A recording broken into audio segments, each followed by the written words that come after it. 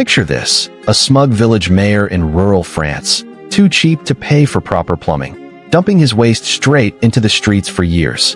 Everyone suffered, but no one dared challenge him.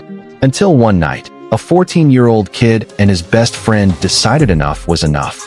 By sunrise, the entire town would be laughing at the mayor's downfall, and he'd be standing in the middle of it, covered in his own mess.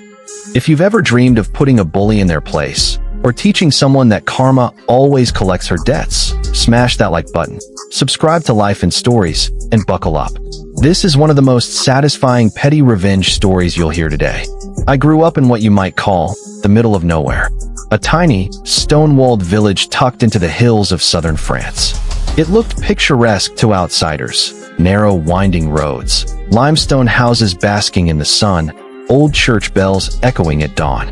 But under that beauty, this was the kind of place where if your grandparents weren't born there, you'd always be a foreigner. My parents moved there about 15 years before I was born. To the locals, that made us outsiders. Forever. It didn't matter that we spoke French or that we worked hard.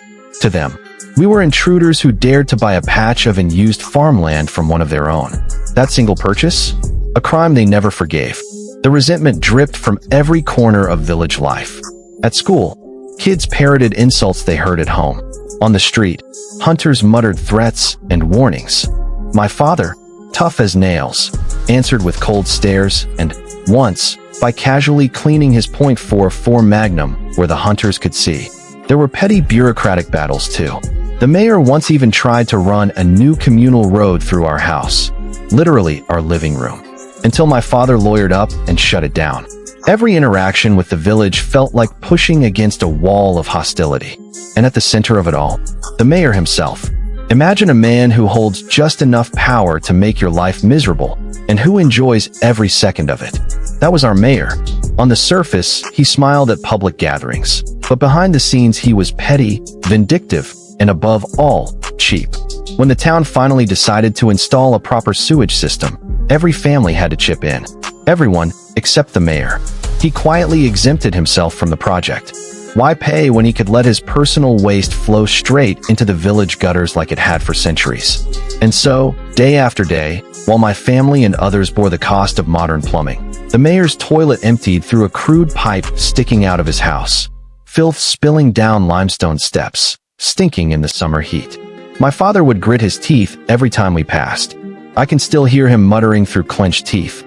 Someone should teach this bastard a lesson. Plug his damn shithole with expanding foam. It became almost a family slogan. His way of venting. None of us thought it would ever happen.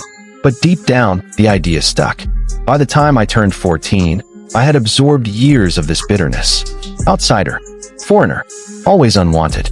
And that pipe, that disgusting symbol of everything wrong in the village. One hot summer evening, while riding my moped to the next town, I stopped at a hardware store. For cans of expanding foam sat on the shelf, practically glowing at me. My father's words echoed in my mind. My pulse quickened. My hand trembled slightly as I picked them up. For the price of a week's allowance, justice could finally be served. I told no one at first, but later that night, I whispered the plan to my best friend. His eyes widened, then narrowed with the same mischievous spark I felt. That was it, we were in. The village was silent when we set out. Midnight. No cars, no voices, just the crunch of gravel under our shoes. Each step made my stomach knot tighter, my heartbeat pounding in my ears. The mayor's house loomed in the moonlight. And there it was, the pipe. The arrogant little chute dripping waste onto the ancient stone steps. The stench hit us immediately, rancid and sour. I pulled the first can from my bag. My hands shook as I jammed the nozzle into the pipe. A soft hiss, then a foamy white surge filled the darkness. 1 can, 2 cans, 3, 4. By the time we finished, the pipe was sealed tighter than a tomb. But why stop there? My friend grinned and pointed at the mayor's front door. Without a word, we got to work, spraying thick arcs of foam across the frame, sealing it like some grotesque pastry. By the time we left, his home looked like it had been frosted with industrial whipped cream. We ran, adrenaline surging, barely holding back our laughter. For the first time in years, I felt something other than frustration. I felt power. The next morning, the village woke to chaos. The mayor had risen for his usual routine, except his toilet didn't flush. Pressure built. then backflowed. The foul contents had nowhere to go. Soon, filth poured into his bathroom, then seeped toward the front door. In his panic, he rushed outside, only to find his door half-sealed shut. He shoved it open, slipped, and fell face-first into a puddle of his own waste. Neighbors watched from their windows as the once smug mayor staggered, dripping, humiliated, and reeking of the very mess he had forced upon everyone else for years. For weeks, months even, the story spread like wildfire. By the time I moved away 6 years later, villagers still chuckled about the day the mayor met his match. Even those who once hated my family couldn't help but laugh. The beauty of it wasn't just the prank itself. It was the symbolism. For once, the mayor couldn't dodge responsibility. He couldn't bully his way out of the humiliation. His arrogance, his stinginess, his selfishness, all of it came back, quite literally, to bury him in his own filth. And as word spread, the balance shifted. Outsiders or not, we had shown that the mighty weren't untouchable. Justice, in its own messy way, had been served. Looking back, I realized this wasn't just about plugging a pipe. It was about reclaiming dignity in a place determined to deny it to us. Sometimes, revenge isn't grand or violent. It's just clever, poetic, and unforgettable.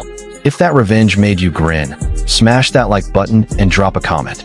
What's the pettiest but most satisfying revenge you've ever seen? And of course, don't forget to subscribe to Life and Stories for more tales of karma, justice, and unforgettable payback.